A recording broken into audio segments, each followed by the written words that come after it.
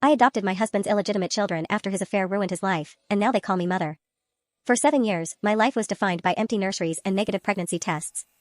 I went through 4 rounds of IVF, spent our entire savings, and cried myself to sleep every time a doctor shook their head. I wanted to be a mother more than I wanted to breathe. My husband, Derek, claimed he was heartbroken too. But while I was drowning in grief, Derek was finding comfort in the arms of his 22-year-old receptionist, Chloe. When the truth came out, it didn't just break our marriage, it exploded it. Chloe was pregnant.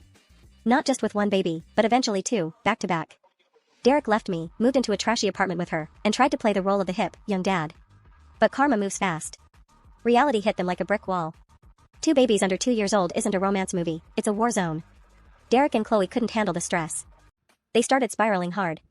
Derek was fired from his corporate job for showing up hungover, and Chloe spent her days partying while leaving the toddlers with sketchy neighbors. Derek's family, who are deeply religious and obsessed with appearances, completely wiped their hands of the situation. They called the babies sins and bastards and refused to even look at them. I tried to move on, but I couldn't stop thinking about those kids. They didn't ask to be born into a circus. They were innocent. Last year, I got a text from Derek at 2 a.m., begging for money because they couldn't afford diapers. I drove over to their apartment to drop him off myself. When the door opened, my heart shattered.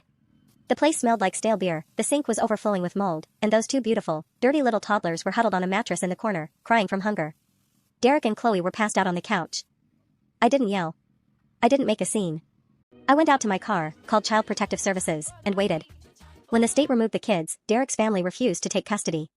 They preferred the children go into foster care rather than suffer the shame of the affair. That's when I stepped up. I walked into the family court, looked the judge in the eye, and applied for emergency foster placement. Derek and Chloe were too broke and too addicted to the nightlife to fight it.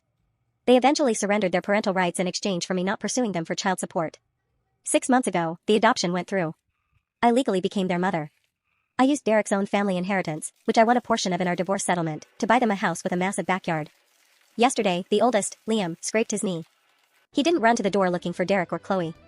He ran straight into my arms, buried his face in my shirt, and whispered, "I love you, Mommy." Derek is currently living in a motel, texting me weekly to tell me I stole his life. But the truth is, he threw his life away, and I just caught the blessings he dropped in the mud.